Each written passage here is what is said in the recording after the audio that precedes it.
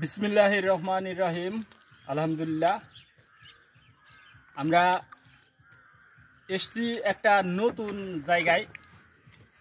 এই জায়গাতে আমাদের এর আগে আসা হয় নাই। লোকেশনটা হচ্ছে মেহেরপুর জেলা গাংনী থানা, আপনার মঠমুড়া ইউনিয়নের মোহাম্মদপুর মঠমুড়া গোয়ালগ্রাম পাশে মাঝখানে যে জায়গাটা, সেই জায়গাতে আমরা বসে আছি। পাজরে নদী। তো আমরা এই জায়গায় আসলাম, অনেকদিন আসবো আসবো মনে করি আসা হয় না, তাই আজকে আমরা কয়েকজন মিলে চলে এসেছি এই জায়গায়। আমাদের সাথে যে আমাদের বাপি সাহেব আছে, ওনাকেও জায়গাটা দেখানো হলো। তারপরে চারিপাশ অনেক সুন্দর, আর এখানে আসলে আপনাদের সবার মন ভালো হয়ে যাবে।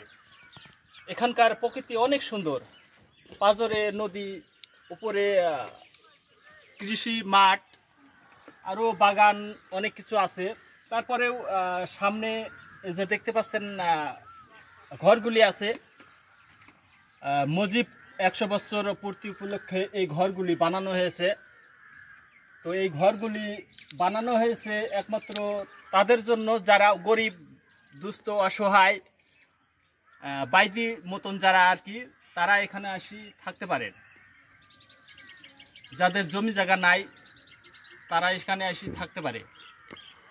আর এখানে একা একা আসি তো থাকা সম্ভব না, 2-4 জন বা পাড়া প্রতিবেশীর মতন 2-4 জন হলে একটু থাকা সম্ভব, আসতে পারেন। আর যদি আসার ইচ্ছা হয় আপনাদের, তাহলে এখানে যোগাযোগ করবেন।